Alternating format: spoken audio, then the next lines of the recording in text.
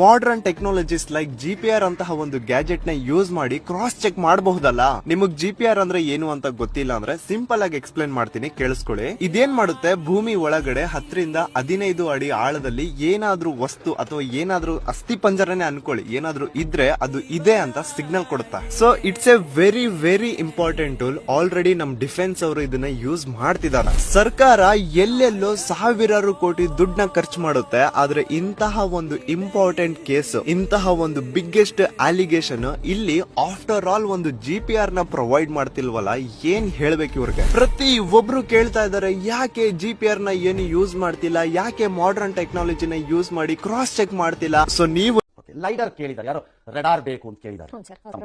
What is it? ಅದು radar ಏನು? It's a lidar technology, LIDAR, lidar. Grids will be formed.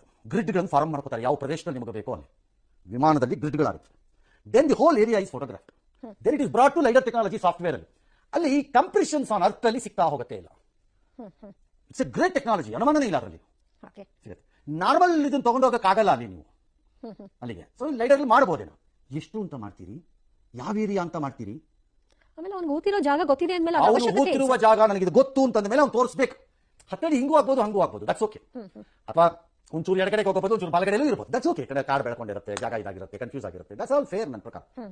But he can't say ನಾನು ಹುತ್ತಾಕಿದ್ದೀನಿ, ನಂಗೆ ಗೊತ್ತಿಲ್ಲ ಎಲ್ಲಿಂದ ನೀವು ಲೈಡರ್ ಮಾಡ್ಕೊಳ್ಳಿ. No, you are opening up floodgate for tomorrow's problem. ನಾನು ಹೇಳ್ತಾ ಇದ್ದೀನಿ, ತೋರಿಸ್ತೀನಿ ಅಂತಾನೆ ಬಂದಿದ್ರಿಂದ ಫ್ಲಡ್ ಗೇಟ್ ಹೋಗ್ತಾ ಇದ್ದೀರಿ. ಅವ್ರು ತೋರಿಸೋ ಜಾಗದಲ್ಲಿ ಇರಬೇಕು, ಅಕ್ಕಪಕ್ಕ ಆದ್ರೂ ಪರವಾಗಿಲ್ಲ.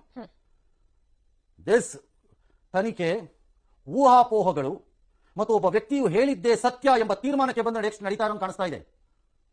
It's not A great investigation. ಇದು ಈ ರೀತಿ ನಡೆಯೋದು ನಾಳೆ ಕನ್ಫ್ಯೂಷನ್ ಬರೋಕ್ಕಾಗಲ್ಲ. ಹಾಗಾಗಿ ವೆಯ್ಟ್ ಮಾಡಿ, ಅವನು ಎಷ್ಟು ಪಾಯಿಂಟ್ ಹೇಳಿದಾನೆ ಅಷ್ಟು ಪಾಯಿಂಟ್ ಮಾಡಿಸಿ.